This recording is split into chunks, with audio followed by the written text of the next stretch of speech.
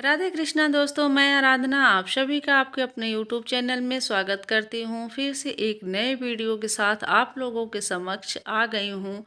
तो दोस्तों, मैं आज आप सभी के साथ लड्डू गोपाल कृष्ण कन्हैया की एक सत्य घटना पे आधारित कहानी लेके आई हूँ, जो कि बिल्कुल ही सत्य घटना पे आधारित वीडियो है। तो प्लीज़ आप लोगों से रिक्वेस्ट है कि इस कहानी को, इस वीडियो को फुल सुनिएगा, फुल वॉच करिएगा। और बहुत ही दर्दनाक कहानी है, आप लोग एक बार ज़रूर सुनिएगा। शायद ऐसी गलती आप लोग भी कर रहे हों, तो इस वीडियो को फुल सुनने के बाद ही आप लोगों को पता चलेगा। अगर ये गलती आप लोग भी कर रहे हों तो शायद आप लोग इस वीडियो को देखने के बाद आप लोग भी बच सकते हैं ऐसी गलती करने से।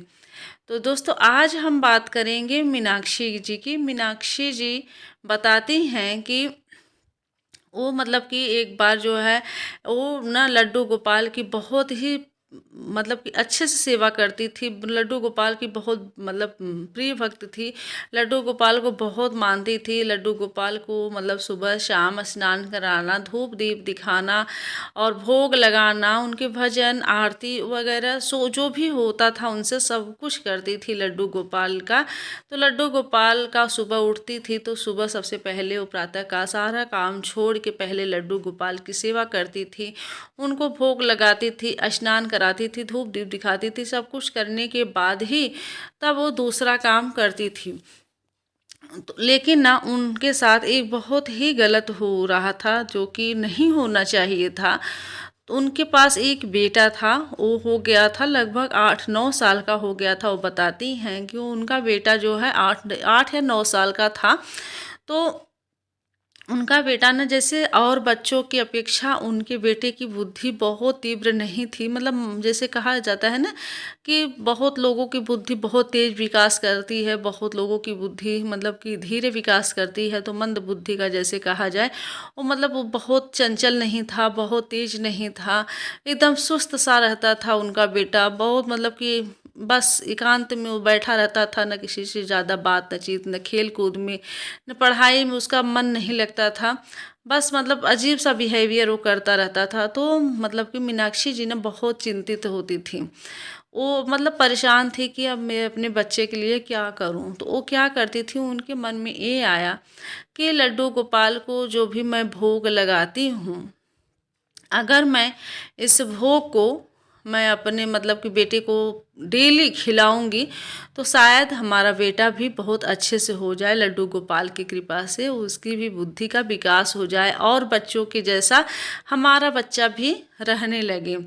तो क्या होता है कि वो जब सुबह उठती थी ना, तो जब भगवान को स्नान ध्यान करा के धूप दीप दिखा के जब भोग लगाती थी कान्हा को, तो वो भोग ना किसी और को नहीं देती थी। सारा का सारा जो है भोग अपने बेटे को दे देती थी।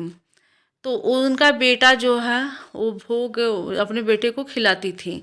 मतलब उसके बाद जैसा वो सोचती थी कि इस भोग को, इस प्रसाद को जो है खाने से मेरे बेटे की बुद्धि और भी तीव्र होगी, तो ऐसा कुछ नहीं हो रहा था। मतलब कि जस्ट उसका अपोजिट हो रहा था। मतलब वो जैसे और भी मतलब एकदम सुस्त होता जा रहा था उनका बेटा। और बहुत ही मतलब कि बिल्कुल भी कुछ भी परिवर्तन नहीं हो रहा था, और बल्कि टाइम टू टाइम वो बिगड़ता ही जा रहा था। तो वो बिल्कुल ही टेंशन में आ गई थी कि अब मैं करूँ तो क्या करूँ। कान्हा के पास जाती थी और बोलती थी कि कान्हा, मेरे बच्चे को आप क्यों नहीं ठीक कर रहे हैं। मैं सारा प्रसाद भी आपका मैं अपने बच्चे को खिलाती हूँ, लेकिन उस प्रसाद का भी कोई प्रभाव नहीं पड़ रहा है। तो करूँ तो क्या करूँ। तो कान्हा हमारे ऐसे हैं ना कि वो स्वयं तो कोई चीज़ बताते नहीं हैं, किसी न किसी को अपना माध्यम बनाते हैं। तो वो एक बगल में आंटी रहती थी, तो वो आंटी को अपना जरिया बनाए कान्हा। वो आंटी जी एक दिन उनके घर में आई, तो ऐसे ही बात होने लगी। तो मीनाक्षी जी आंटी जी से अपने सारी बात बताई। तो आंटी जी बोली कि बेटा, तुम सही सोच रही हो कि कान्हा का प्रसाद जो भी भोग लगाती हो, अपने बेटे को खिलाती हो, उससे तुम्हारा बेटा ठीक भी हो जाता। लेकिन ये बताओ कि जो तुम भोग लगाती हो, तो क्या तुम्हारा बेटा जो है, तुम्हारा बच्चा सारा प्रसाद वो खा डालता है? तब मीनाक्षी जी सोच में पड़ जाती हैं कि अरे मैं तो प्रसाद देने के बाद तो मैं अपने काम में लग जाती थी, पता नहीं पूरा खाता है कि नहीं आंटी जी। वो बोलती हैं मीनाक्षी आंटी से कि पता नहीं वो खाता है पूरा कि नहीं खाता है, इस पे तो मैं कभी ध्यान ही नहीं दी।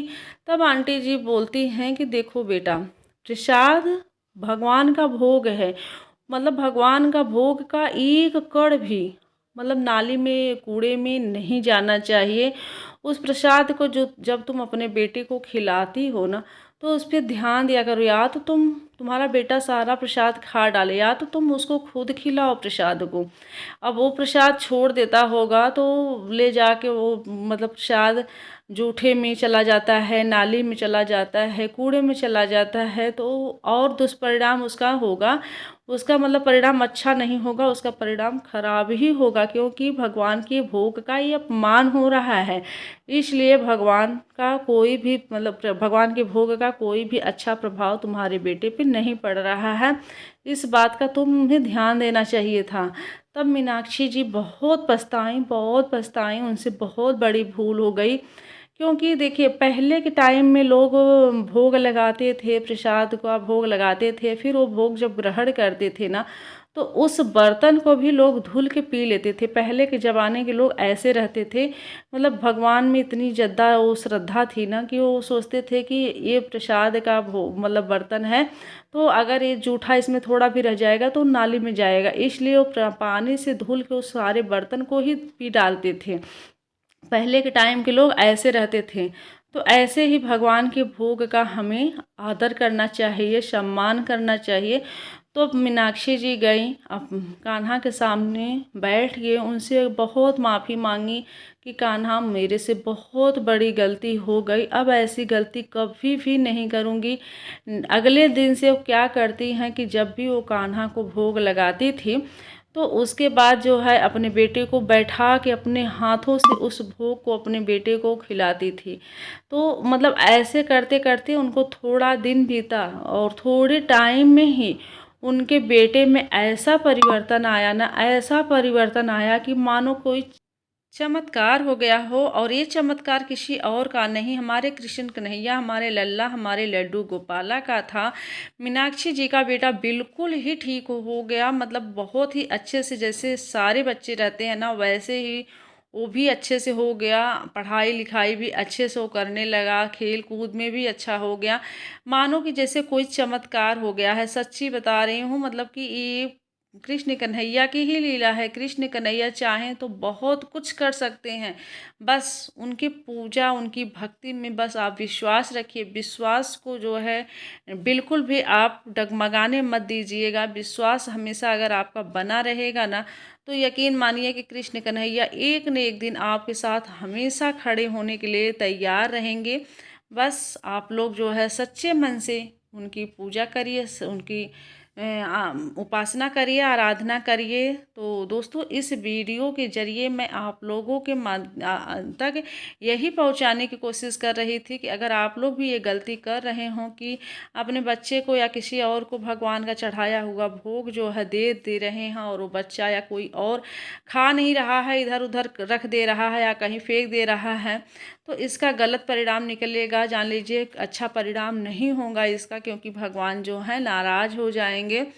तो दोस्तों आशा करती हूँ कि ये आज का वीडियो आप लोगों को काफ़ी अच्छा लगा होगा। इस वीडियो से आप लोगों को काफ़ी जानकारी मिली होगी। तो प्लीज़ प्यारे भक्तों, कृष्ण कन्हैया के भक्तों, मेरे प्यारे दोस्तों, अगर ये वीडियो थोड़ी भी अच्छी लगी हो मेरी, तो प्लीज़ एक लाइक तो ज़रूर कर दीजिएगा। चैनल को अभी तक सब्सक्राइब नहीं किए हैं तो सब्सक्राइब भी कर लीजिएगा, बेल आइकन को प्रेस कर दीजिएगा, ताकि ऐसे ही धार्मिक कथाओं से संबंधित कहानियाँ आप लोगों को मिलते रहें। और पूजा पाठ, व्रत, कथा, त्योहार से संबंधित आप सभी को इस चैनल से वीडियो मिलते रहेंगे। तो चलिए दोस्तों आज के लिए इजाज़त चाहती हूँ, मिलती हूँ नेक्स्ट वीडियो के साथ। तब तक के लिए राधे कृष्णा, हर हर महादेव, जय माता दी, थैंक यू।